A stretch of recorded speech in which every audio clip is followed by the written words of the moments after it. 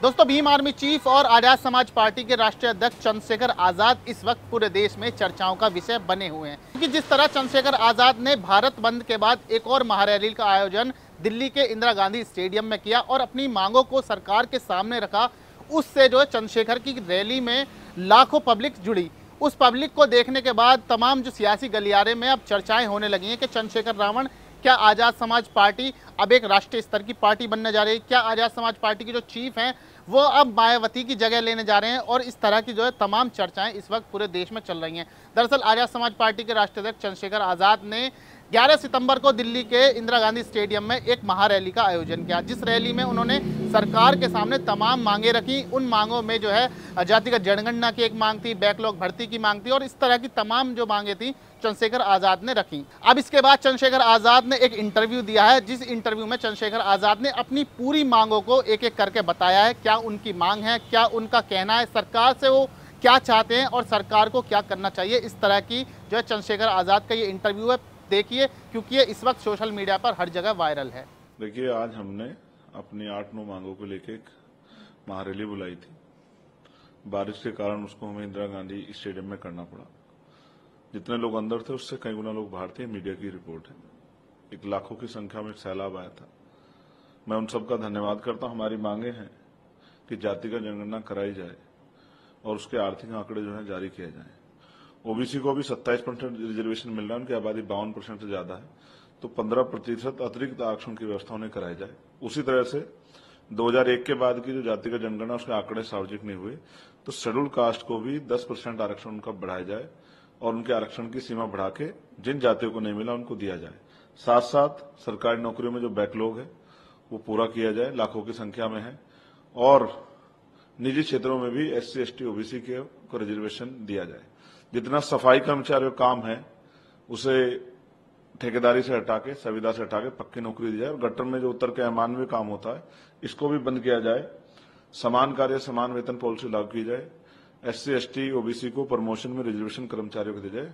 Promotion में आरक्षण की मांग, सुप्रीम कोर्ट का ऑर्डर था, सरकारों ने पूरा नहीं किया। साथ साथ पुरानी पेंशन बहाल और 2 अप्रैल 2018 के जो मुकदमे थे वो वापस लिए जाएं, ऐसे मांगों के लिए। और मुसलमानों पर जो हिंसा बढ़ रही है, बुलडोजर और तमाम तरह से मॉब लिंचिंग हो रही है, इस पे सरकार मजबूत स्टैंड लेके मुसलमानों में असुरक्षा की भावना जो बन रही है उसको रोकने का काम करे। ऐसी मांगों के लिए आज हमने रैली बुलाई थी।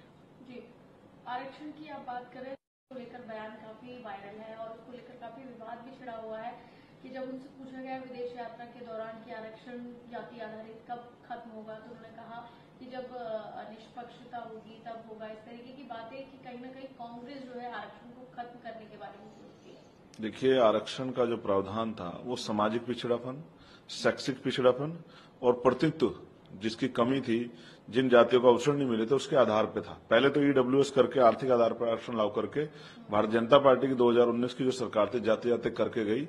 ये संविधान के पे आरक्षण के प्रावधान पे बहुत बड़ा हमला था। साथ साथ किसी पार्टी में इतनी हिम्मत नहीं है कि वो आरक्षण को छू सके, वो चाहे कांग्रेस हो या बीजेपी हो। उनके नेता जिस तरह के बयान देते हैं वो उनके व्यक्तिगत बयान है।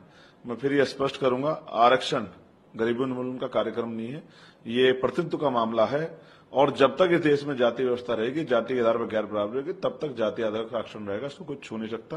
जो इसको छूने का प्रयास करेगा उसको छठी का दूध बहुजन समाज के लोग याद दिला देंगे। इस बात को सब लोग ध्यान रखें। जी, राहुल गांधी चाहते हैं प्रधानमंत्री हो या अपने देश को बदनाम करने की कोशिश करते हैं, जो कि बाबा साहेब अम्बेडकर द्वारा संविधान का अपमान है। क्या कहेंगे आप, क्योंकि राहुल गांधी संविधान बचाने की भी बात करते हैं। देखिए, वो उनके चुनावी नारे हैं। रही बात भारतीय जनता पार्टी की, तो वो बाबा साहब अम्बेडकर कितना सम्मान करती है ये भी किसी से छिपा हुआ नहीं है। उनके नेतृत्व में जिस तरह से निजीकरण करके आरक्षण खत्म किया जाए ये भी किसी से छिपा हुआ नहीं है। मैं स्पष्ट रूप से कहना चाहता हूं कि नेशन फर्स्ट है, देश प्रथम है। बाबा साहब अम्बेडकर ने कहा था कि हम प्रथम और भारतीय हैं।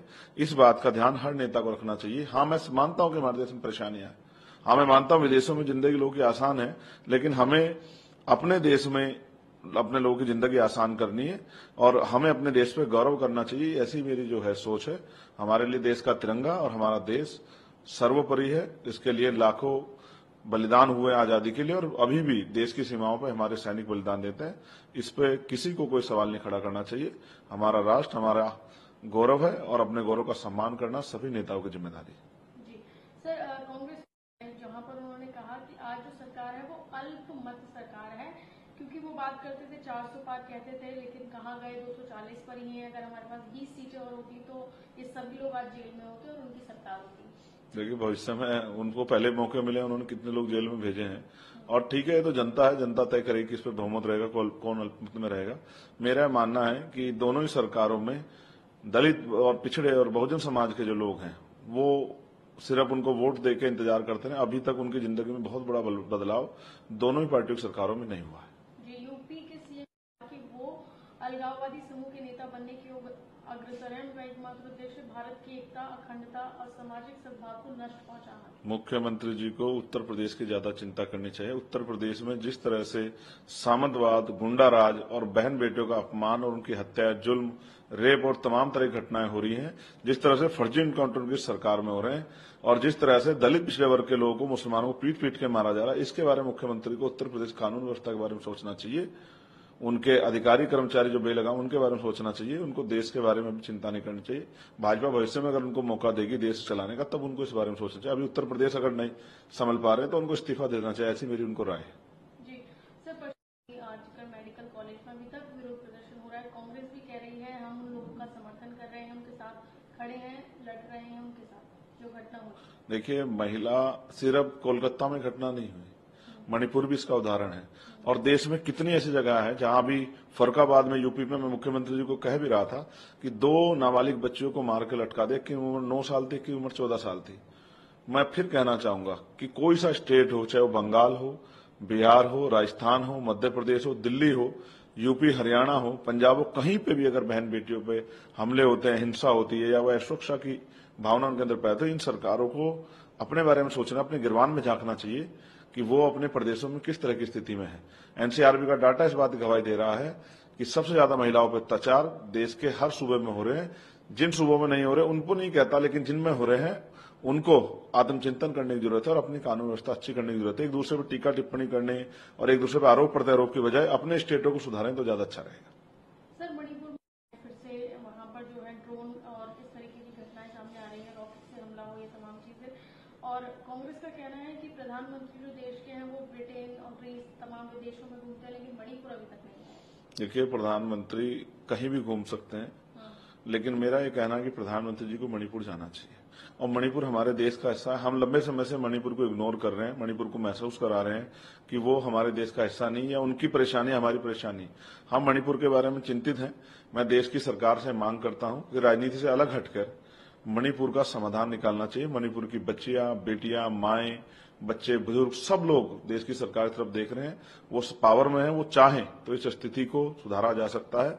मैं प्रधानमंत्री विशेष आग्रह करूंगा कि मणिपुर पे की तरफ देखें और मणिपुर जाएं और मणिपुर की समस्या से निजात दिलाएं। उनकी पार्टी के नेता तो बहुत बड़े बड़े वादे करते हैं यूक्रेन से लेकर तब, लेकिन मणिपुर तो हमारा ही प्रदेश है।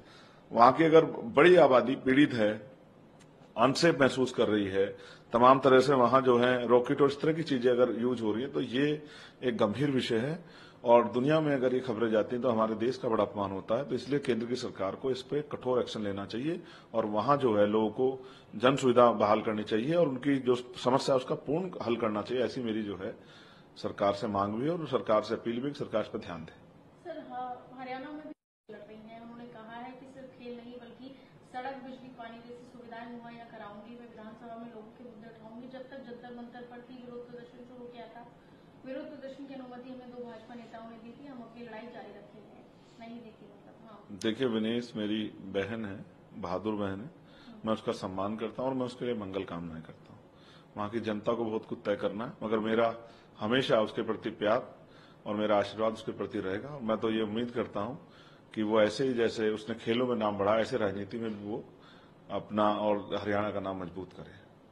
सर, शिमला में कथित अवैध निर्माण का मामला सामने आया है, सर उस पर क्या कहेंगे? देखिए, जिस तरह की सूचना मिली है कि भीड़ द्वारा जिस तरह से पुलिस पे पथराव किया गया है, और भीड़ को मैं कह रहा हूं, किसी भी भीड़ को, किसी भी धर्म की इतनी ताकत नहीं देनी चाहिए कि वो लॉ एंड ऑर्डर यानी कि कानून व्यवस्था को ध्वस्त कर दे। अगर कुछ कहीं कोई भी जगह जो है, कोई भी धार्मिक स्थल अगर वो गैर कानूनी है तो ये काम सरकार का है, ये काम एडमिनिस्ट्रेशन का है। लेकिन जनता को ये अधिकार देना या जनता को पिछले दरवाजे से किसी पार्टीवाद में ताकत देना, ये लोकतंत्र के लिए अच्छा नहीं है। मेरी ये मांग है वहां की सरकार से कि वहां की जो समस्या है उसको जल्दी से वो हल करें और वहां सभी जाति धर्मों के लोगों को, क्योंकि कोई भी प्रदेश किसी एक जाति धर्म के लोगों का नहीं, सभी को बराबर के अधिकार संविधान ने दिए। सबको अपने धार्मिक पूजा अर्चना उपासना इबादत करने का अधिकार भी है। तो ऐसे मामलों को, ये संवेदनशील मामले, सरकार को तेजी से इन पर कार्रवाई करनी चाहिए और भीड़ को इस तरह की जो है प्रदर्शन और उस तरह का मौका नहीं देना चाहिए।